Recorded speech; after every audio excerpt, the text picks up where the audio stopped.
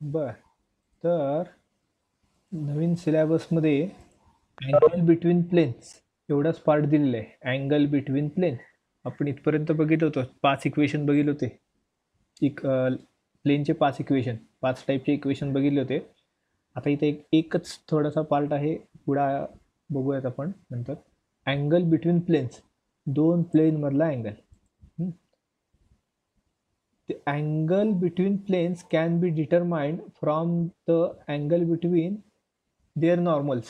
म्हणजे दोन प्लेन मधला अँगल म्हणजे त्या दोन प्लेनच्या नॉर्मल मधला अँगल. हां, आता अरे वा, डायग्राम इथे दिलेत का नाही माहीत नाही. आपण काढायचं, स्वतःहून काढायचा प्रयत्न करूया. हा एक प्लेन आहे, बरोबर. आता याला परपेंडिक्युलर कसं करावं. एक नॉर्मल परपेंडिक्युलर आहे, ओके. आता हा दुसरा प्लेन आहे.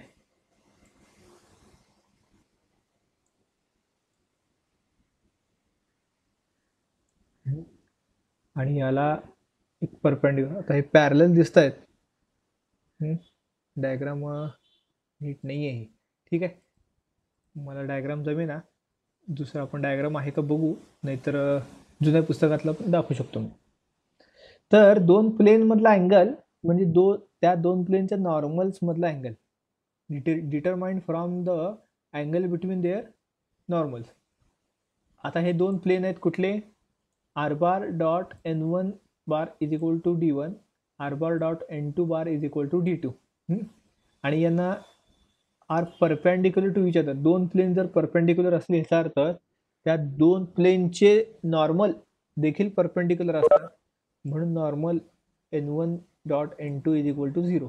आपण बघितलेलं आहे की परपेंडिक्युलर असेल तर दोन वेक्टर काय असतात, त्यांचा डॉट प्रोडक्ट झिरो असतो.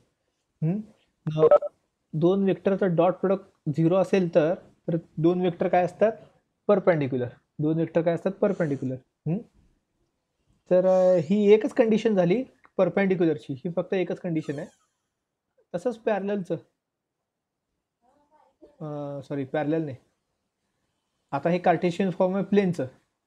हे पण आपण कंडिशन बघितली होती, A1 A2 plus B1 B2 plus C1 C2 is equal to zero, is equal to zero. ही कंडिशन आपण बघितलेली होती लाईनमध्ये. ही सेम प्लेनमध्ये पण आहे, ओके. की दोन वेक्टर परपेंडिक्युलर असतात. आता इथं तर प्लेनचा प्रश्न आहे, पण प्लेन आपण कशावरनं डिटरमाइन करतोय. प्लेनचं अँगल आपण कशावरनं डिटरमाइन करतोय, नॉर्मलवरनं. आणि नॉर्मल काय असतात, वेक्टर्स असतात. त्यामुळं वेक्टरला जे लॉ अप्लाय होतात तेच नॉर्मलला देखील होतात. आणि नॉर्मलला जे झाले ते सगळे प्लेनला पण झाले, ठीक आहे. कारण प्लेन कशावर डिपेंड आहे, नॉर्मलवर. तर हे कंडिशन तुम्हाला माहिती आहे की dot product is equal to zero perpendicular असेल तर, आणि परपेंडिक्युलर असेल तर A1 A2 plus B1 B2 plus C1 C2 is equal to also zero. मग परपेंडिक्युलर नसेल तर पॅरलल असल्यावर तर अँगलचा संबंधच येत नाही. दोन नॉर्मल समजा पॅरलल आहेत, दोन प्लेनचे दोन नॉर्मल पॅरलल आहेत, तर त्यांच्यात अँगल असण्याचा काही संबंध येत नाही, झिरो अँगलच असणार आहे त्यांच्यात. मग परपेंडिक्युलर झाला, पॅरलल झाला, मग राहिला कुठला, ॲक्यूट अँगल कन्सिडर करा. म्हणजे ॲक्यूट, राईट अँगल आणि ऑप्ट्यूस, तीन अँगलपैकी आपण पहिल्यांदा राईट अँगल म्हणजे परपेंडिक्युलर बघितला. आता ॲक्यूटचं पाहतोय. आपल्याला ऑप्ट्यूसचं देत नाहीत. ऑप्ट्यूसचं का देत नाहीत हे मी तुम्हाला नंतर सांगतो. पहिल्यांदा ॲक्यूटचं आपण बघूयात. If two planes are not perpendicular to each other, then the angle between them is defined as the acute angle between their normals. म्हणजे जर दोन प्लेन मधला अँगल कशावरनं डिटरमाइन करतो आपण, त्या दोन प्लेनच्या नॉर्मलमध्ये. दोन प्लेनच्या नॉर्मल मधला अँगल जर ॲक्यूट असेल तर प्लेन मधला अँगल देखील काय असणार आहे, ॲक्यूटच असणार आहे. आणि त्याचा फॉर्म्युला काय, cos theta is equal to N1 bar dot N2 bar divided by mod N1 bar dot mod N2 bar. हा कम्प्लीट मॉडमध्ये आहे बघा, कम्प्लीट मॉडमध्ये. समजा दोन प्लेन मधला किंवा दोन प्लेनच्या नॉर्मलमधला अँगल ॲक्यूटच्या ऐवजी ऑप्ट्यूस असला, म्हणजे कसं, ॲक्यूट असेल 30 अँगल आणि ऑप्ट्यूस असेल समजा 120. ऑप्ट्यूस किती असणार आहे? 120. हा असा असेल, हा ऑप्ट्यूस झाला. तर कॅल्क्युलेशनमध्ये जास्त काही फरक पडत नाही. कॅल्क्युलेशनमध्ये काय होईल, जास्त काही फरक पडणार नाही. प्लस मायनसचा फक्त फरक असेल, प्लस मायनस. म्हणजे आपण बघितलेलं आहे ॲक्यूट म्हणजे कुठलं, फर्स्ट क्वाड्रंट. ॲक्यूट म्हणजे इकडचा फर्स्ट क्वाड्रंट, आणि फर्स्ट क्वाड्रंटमध्ये सगळे पॉझिटिव्ह आहेत.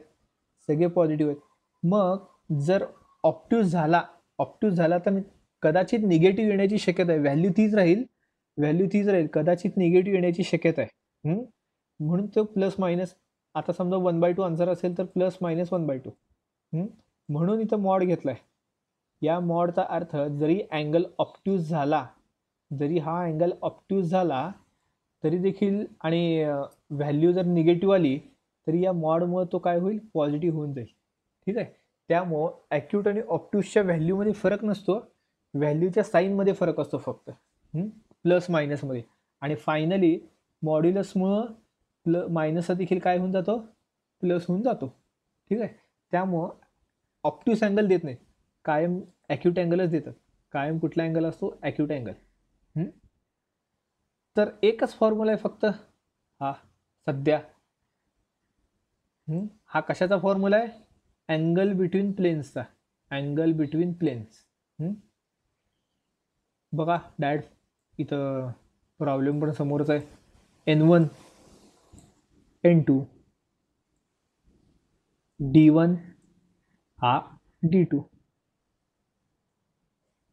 काही डोकं लावण्याची काही गरजच नाही. N1.N2 आणि याचा मॉड म्हणजे याचं मॅग्निट्यूड तुम्ही घेऊ शकता. N1चा मॅग्निट्यूड IJKचे कोइफिशियंटचा स्क्वेअर आणि त्यांची ॲडिशन, आणि या सगळ्याचा स्क्वेअर रूट. आयचा कोइफिशियंट 1चा स्क्वेअर प्लस 1चा स्क्वेअर प्लस -2चा स्क्वेअर किती येईल? 4 + 1 + √6. मॉड N1 किती आला? √6 येत आहे. हा √6 येईल. आणि इथे कॅल्क्युलेशन ओरली करायचा प्रयत्न करा फास्ट तुम्ही पण माझ्यासोबत. √2चा स्क्वेअर प्लस 1चा स्क्वेअर प्लस 1चा स्क्वेअर, हा पण √6च येईल. दोन्ही पण किती आले? √6. म्हणजे डिनॉमिनेटर दोन्ही √6 मल्टिप्लाय बाय √6. हा आला 6. डिवायडेड बाय 6 यायला पाहिजे. कॉस्ट थीटा इथं डिवायडेड बाय 6 यायला हवा.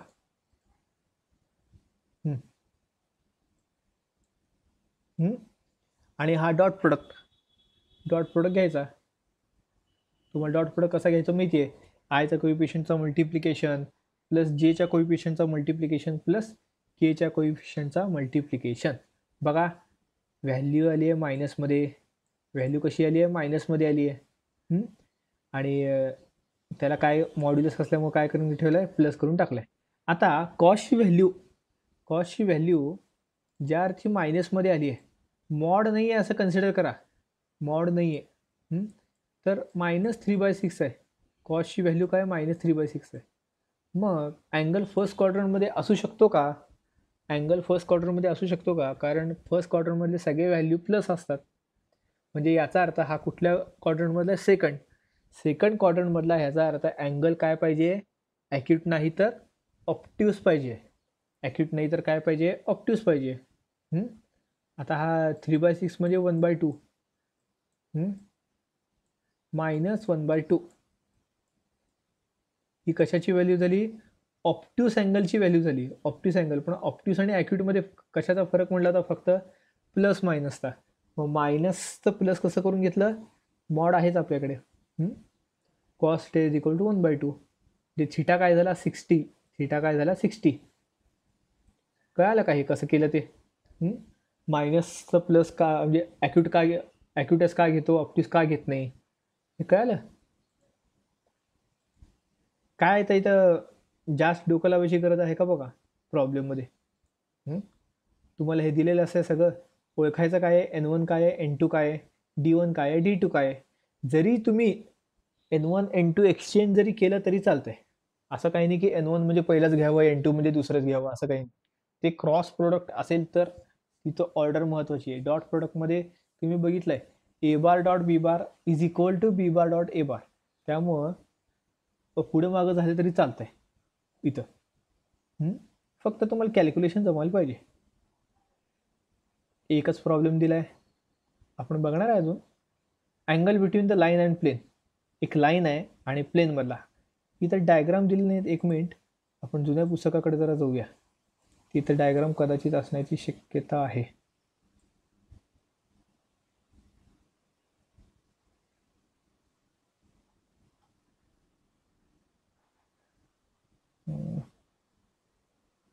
कुणाकडे जर जुन्या सिलेबस, माझ्याकडे पुस्तक नाही आहे, गाईड आहे.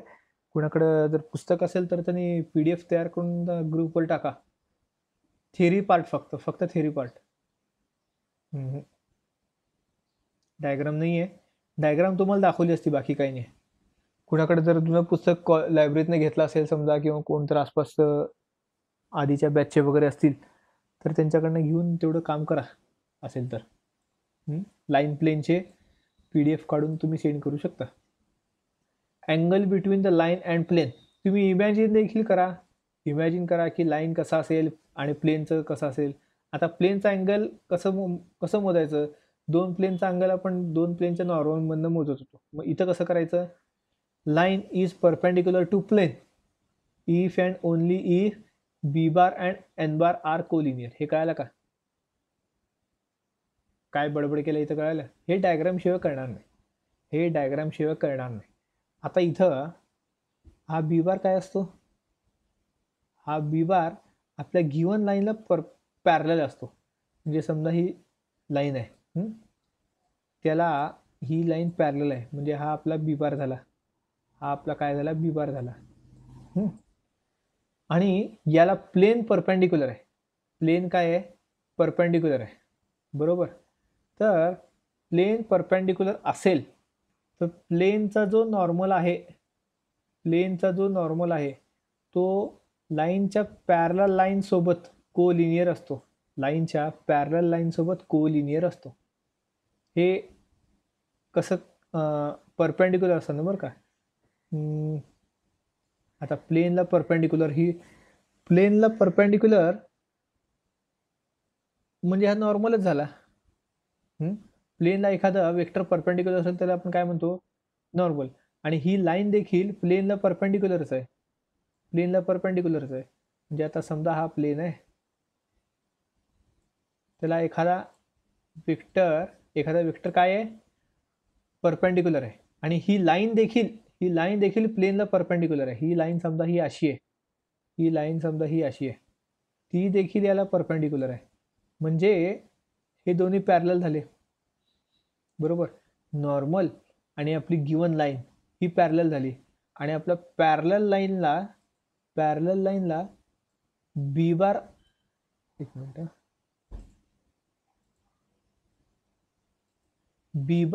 पॅरलल लाईनला बी बार, या आपल्या गिवन लाईनला, लाल जी आपली गिवन लाईन आहे त्याचं इक्वेशन हे आहे, R bar is equal to A bar plus lambda B bar. त्याला बी बार पॅरलल असतो, बरोबर का. बी बार पॅरलल असतो. बी बार लाईनला पॅरलल आहे. लाईन कशाला पॅरलल आहे? नॉर्मलला. म्हणून लाईन हे बी बार कुणाला पॅरलल झाला? नॉर्मलला. ते तिथं दिलंय, B bar and N bar are collinear. हे कळालं का? बघा, डायग्राम काढायचा प्रयत्न केलाय. हे निळं लाईन म्हणजे नॉर्मल, लाल लाईन म्हणजे आपली ही गिवन लाईन कंडिशन मधली, आणि ही ब्लॅक लाईन म्हणजे लाल लाईनला परपेंडिक्युलर पॅरलल असलेला बी बार. लाल लाईनला पॅरलल असलेला हा बी बार. म्हणजे हा बी बार लाईनला पॅरलल, आणि लाईन कशाला पॅरलल आहे? नॉर्मलला. लाईन नॉर्मलला कशी पॅरलल झाली? कारण नॉर्मल पण प्लेनवर परपेंडिक्युलर आहे, लाईन पण प्लेनवर असं परपेंडिक्युलर आहे. त्यामुळे हे दोन्ही लाईन पॅरलल झाले. डायग्राममध्ये थोडंफार दिसत असेल की हे पॅरलल झाले, ठीक आहे. याचा अर्थ बी बार देखील प्लेनला परपेंडिक्युलर असतो. बी बार देखील हा ब्लॅक लाईनचा बी बार देखील प्लेनला काय असतो, परपेंडिक्युलर असतो. ठीक आहे. दॅट इज, आता हे कोलिनियर आहेत. कोलिनियर आहेत म्हणजे स्केलर मल्टिपल आहेत. बघा आपल्या नेहमीचं scalar multi B bar is equal to T N bar for some T belongs to R. Line R bar is equal to हां, आता परपेंडिक्युलरचं झालं. आता पॅरललचं. लाईन प्लेनला पॅरलल आहे. हां, ट्राय करूयात. लाईन ही लाईन आहे आणि हा प्लेन आहे.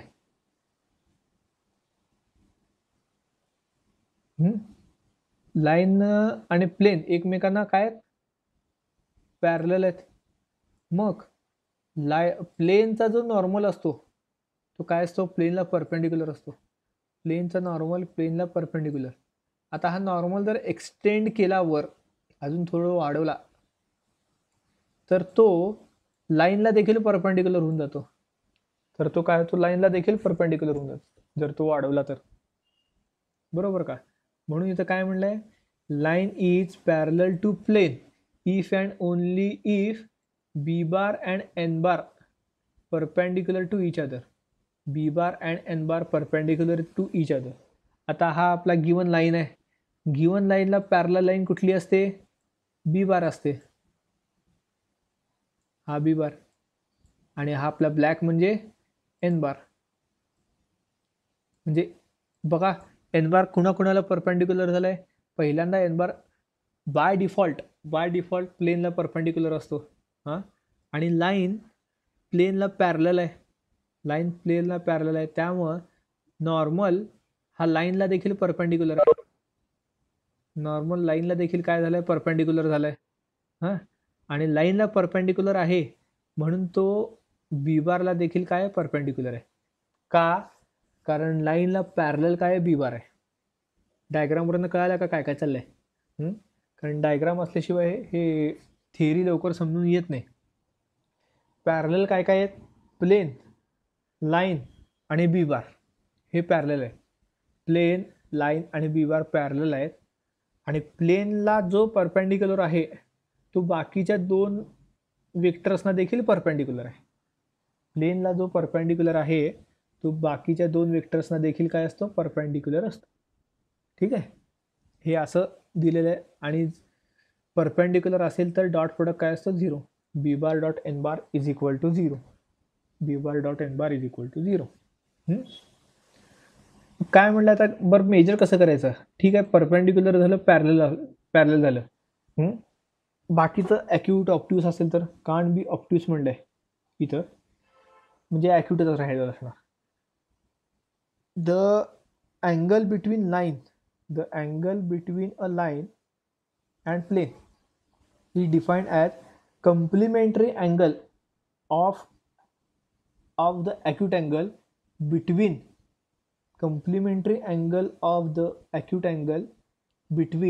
the normal to the plane and the line. Complementary angle म्हणजे कुठला angle, the complementary angle of the acute angle. Complementary angle of the acute अँगलचा complementary angle between the normal of the plane and the line. आता हे diagram शिवाय अशक्य आहे. आणि diagram कशी काढायची हे इथं समजे नाही. याची डायग्राम कशी काढायची समजेल की हा प्लेन, हा त्याचा नॉर्मल कन्सिडर करा.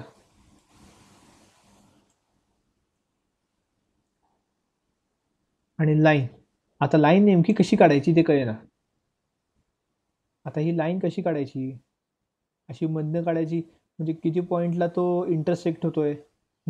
त्यामुळे म्हणतोय पुस्तक असेल तर बघा, पुस्तकात तुम्ही स्वतः बघू शकता.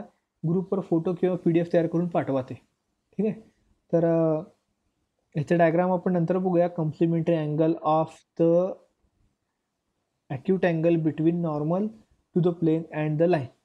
लाईनमध्ये आणि नॉर्मलच्या कॉम्प्लिमेंटरी अँगलमध्ये, नॉर्मलच्या ॲक्यूट अँगलच्या कॉम्प्लिमेंटरी अँगलमध्ये. नॉर्मल, प्लेन प्लेनचा नॉर्मलचा ॲक्यूट अँगलचा कॉम्प्लिमेंटरी अँगल. काय तर म्हणलं होतं आता.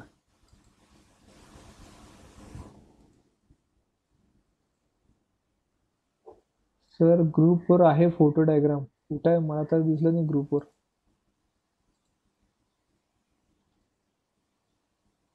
ठीक आहे. ऑक्टूस काढता येत नाही म्हणलं त्यांनी. ठीक आहे.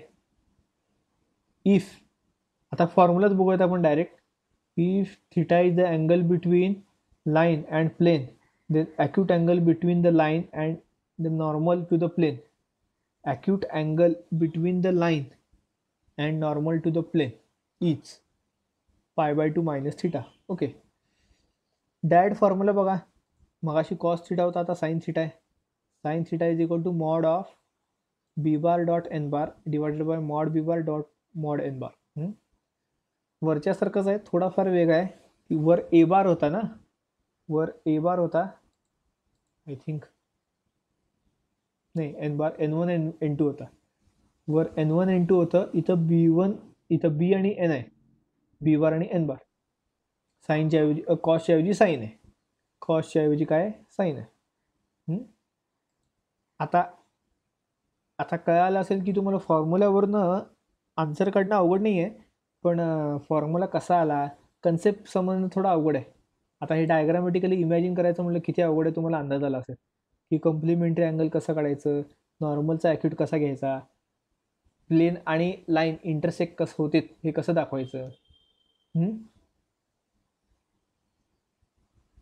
त्यामुळे आता ह्याच्यात काय अर्थ नाही आहे. Find angle between the line R bar is equal to I plus 2j plus K plus lambda into I plus J plus K and plane. आता हा काय झाला आहे, हा ए बार झाला आहे, ज्याचं प्रॉब्लेममध्ये आपल्याला फॉर्म्युल्यामध्ये काय गरज नाही आहे. हा बी बार आहे, हा एन बार आहे. बी बार आणि एन बारचीच गरज आहे आपल्याला. B bar I plus J plus K, N bar 2i minus J plus K. B bar dot N bar mod B bar mod N bar substitute केला, answer काढलं. याला काय skill नाही एवढी. को प्लॅनॅरिटी ऑफ लाईन बघूयात हे काय आहे.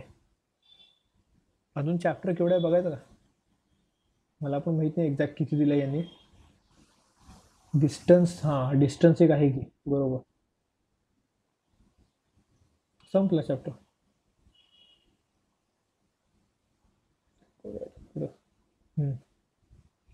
को प्लॅनॅरिटी आणि डिस्टन्स तेवढंच, म्हणजे 4 पॉईंट आहेत सेकंड एक्सरसाइजमध्ये, 2 अँगलचे, एक को प्लॅनॅरिटीचं आणि एक डिस्टन्सचं.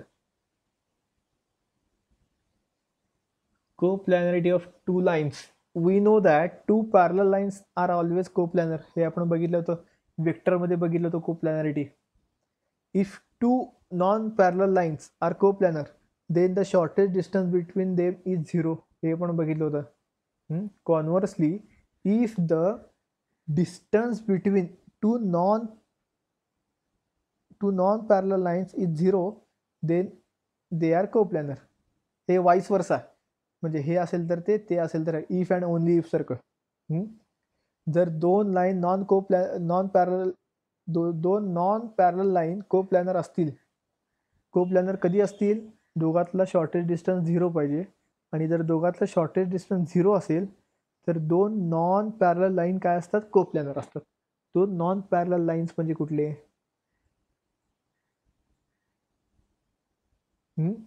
आणि हे को प्लॅनर कधी असतील. आता इथं साधा हिशोब आहे बरं का, साधा हिशोब आहे. को प्लॅनर म्हणजे काय, एखाद्या सरफेसमध्येच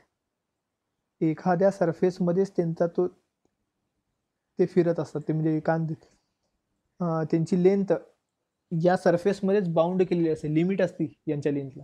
म्हणजे एखादा लाईन को प्लॅनर आहे म्हणलं, ते लाईन इथून सुरुवात झाली तर त्याचा एंड इथं व्हायलाच पाहिजे.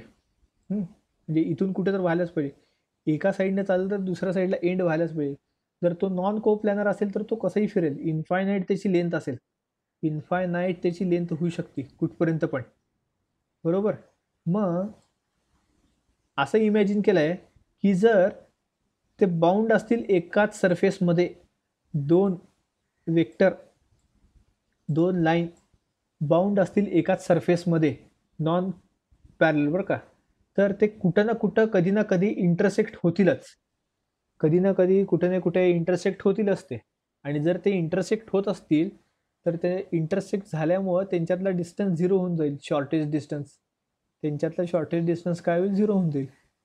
कारण ते काय बाउंड आहेत, ते काय आहेत एकमेकांना बाउंड आहेत. ठीक आहे. आणि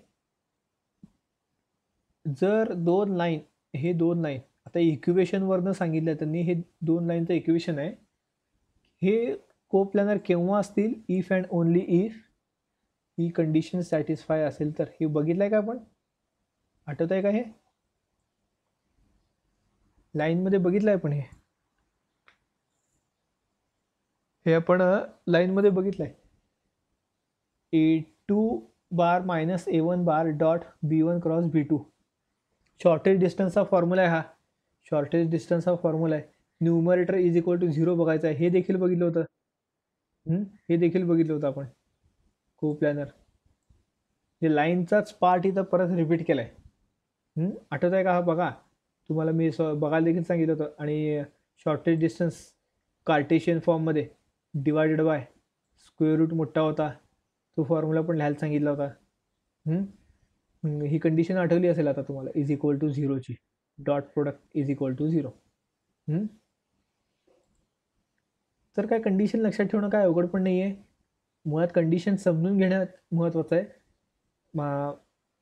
हे काय तुम्ही पाठ करू शकता, हे पाठ करू शकता तुम्ही. ठीक आहे.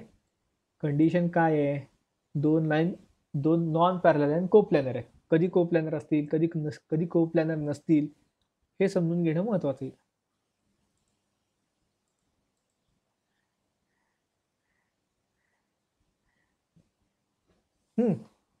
तर बघा इथं थोडंसं वेगळं काय आहे, दोन लाईन कोप्लॅनर आहेत, इफ अँड ओनली इफ. या दोन्हीपैकी कुठलाही फॉर्म्युला तुम्ही यूज करू शकता, या दोन्हीपैकी कुठलाही फॉर्म्युला यूज करू शकता. इथं काय केलं आहे, x2 minus x1, y2 minus y1, z2 minus z1. म्हणजे हा x2 minus x1, y2 minus y1 किंवा z2 मायनस z1, कुठलेही तुम्ही यूज करू शकता दोन्हीपैकी. आणि इथं काय केलं आहे, x minus x1, y minus y1, z minus z1. अजून एक तुम्ही करू शकता, अजून एक तुम्हाला तिसरं पण सांगतो मी, दिलेलं नाही आहे पण याच्यासारखंच. जसं इथं x मायनस x1 आहे, y मायनस y1 आहे, z मायनस z1 आहे, म्हणजे पहिल्या लाईनचं घेतलं आहे x minus x1, y minus y1, z minus z1.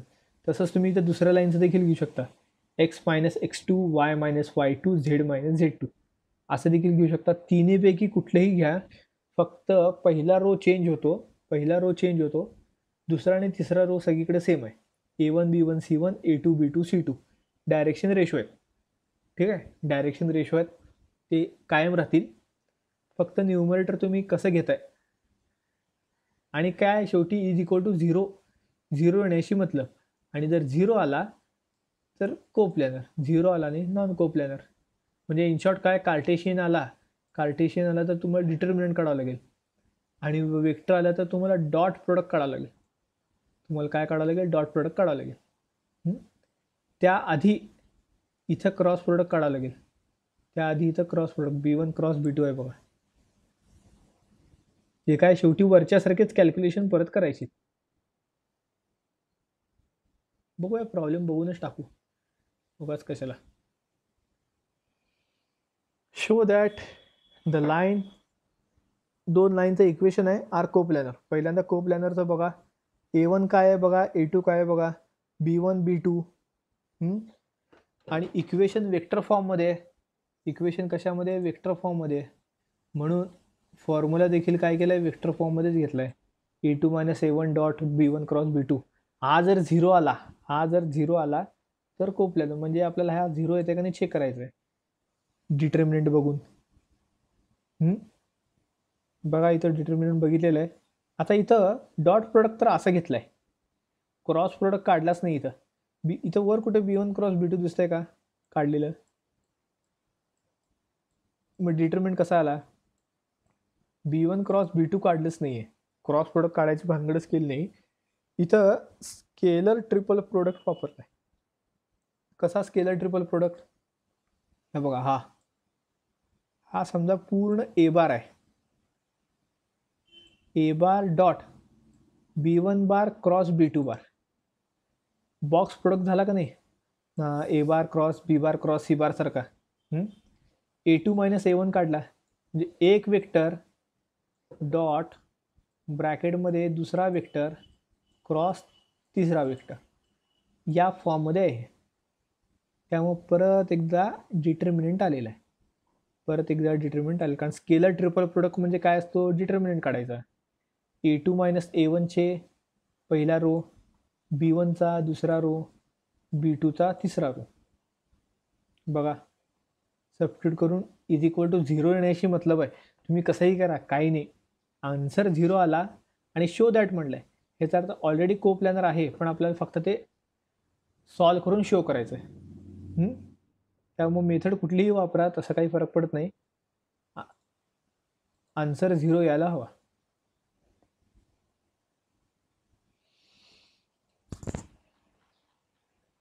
पुढचा प्रश्न काय दिलाय? Find the equation of a plane, determine them. Equation of plane determine them. B1 cross B2, B1 cross B2. Okay, equation of plain,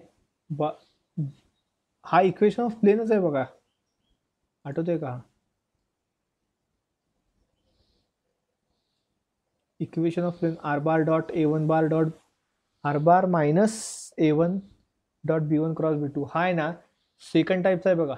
second टाईपचा म्हणजे कुठला? Equation of a plane passing through a given point and parallel to B bar and C bar. आता हा A1 मधनं pass होतोय, आणि त्या प्लेनला B1 आणि B2 पॅरलल आहेत. B1 आणि B2 पॅरलल आहेत. B1 इथं B आणि C होतं वर, इथं B1 आणि B2 आहे. तेच फक्त इथंच घेतलेलं आहे, एक्स्ट्रा काय केलेलं नाही आहे. वरचं सेकंड नंबरचं इक्वेशन इथं वापरलं आहे, इथं सबस्टिट्यूट करून इक्वेशन काढलं. इक्वेशन काढलेलं तर तुम्ही बघितलेलं आधी, इक्वेशन तुम्ही फाइंड आउट केलेले आहेत. ओके, B1 क्रॉस B2, परत डिटर्मिनंट सबस्टिट्यूट केलं, डॉट प्रोडक्ट. आता हा परत एकदा बघा, आर बार डॉट एन बार, कारण B1 क्रॉस B2 आहे. बघा, B1 आणि B2 पॅरलल आहेत, ह्याचा अर्थ दोघांचा क्रॉस प्रोडक्ट काय असतो? परपेंडिक्युलर असतो. प्लेनला, आणि प्लेनला परपेंडिक्युलर म्हणजे काय? नॉर्मल. ह्याचा अर्थ B1 क्रॉस B2 काय झाले? नॉर्मल झाले, म्हणजे एन बार झाले. म्हणून हे इथं आलंय, N bar, R bar dot N bar is equal to P. ठीक आहे. आता इथं -3च्या +3 करून घेतलंय, इथं -3 आहे, इथं +3 केलं, इथनं मायनस साईन कॉमन घेऊन मायनस मायनस कॅन्सल, प्लस केलं. काय केलं? डिस्टन्स मायनस नसतंय ना कधी, डिस्टन्स आहे. पी म्हणजे काय? शेवटी डिस्टन्स आहे. डिस्टन्स निगेटिव्ह असतो का? नाही, कायम पॉझिटिव्ह असतो. म्हणून इज इक्वल टू 3, काय केलं ते? 3 केलं. ठीक आहे. हे पार्ट कळाला ग्रुप प्लॅनरचा. 2 कंडिशन आहेत जे आपण वरच बघितले होते, हे. अँड इट्स इक्वेशन तर दिलेलंच आहे इथं. ही कंडिशन आणि ही कंडिशन आपण बघितलेलीच होती, तेच वापरलंय परत. Distance of a point from a line, बाकी सगळ्याला डायग्राम दिलेत, ह्यालाच डायग्राम बाकी सगळ्यांना काय दिले काय माहिती. To find the distance of point A from the plane R bar dot N cap equal to P, म्हणजे हा R bar dot N cap is equal to P. The distance of the origin from the plane, origin पासून म्हणजे हा किंवा हा देखील म्हणता येतं. ओ ओ म्हणजे origin. From the plane R bar dot N cap is equal to P is P. The equation of a plane passing through A and parallel to the plane. Equation of a plane passing through A and parallel to the plane. म्हणजे हा second diagram 6.14. म्हणजे हा वरचा plain जो आहे तो A मधून pass होतोय आणि दुसऱ्या प्लेनला या प्लेनला पॅरलल आहे.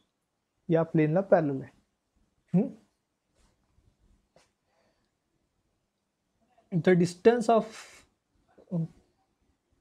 R bar dot N cap is equal to P is, हां हे आपण बघितलं आहे का, आठवत आहे का तुम्हाला हे? R bar dot N cap is equal to A bar dot N cap. Normal form नाही, पहिलंच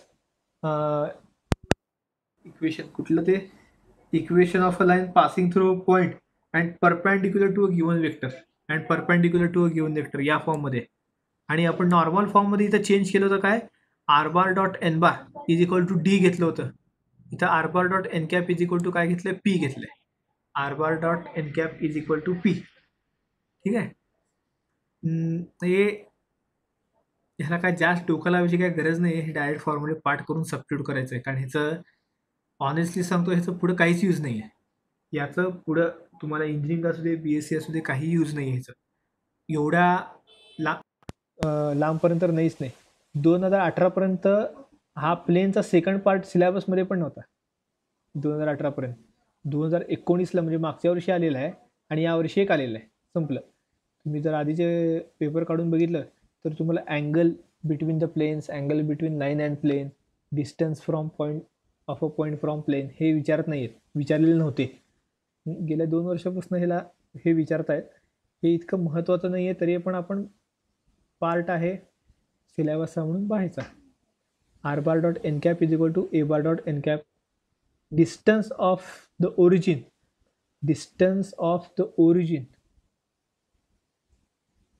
from the plane is mod of a bar dot n cap. हे 2 प्रॉब्लेम बघितले आपण. 2 प्रॉब्लेम आपण बघितले फॉर्म्युले. बघा हे महत्त्वाचं नाही, तुम्हाला हे स्टडी केलं तरी चालेल, तुम्ही म्हणजे एवढं डिटेलमध्ये स्टडी केलं तरी चालेल.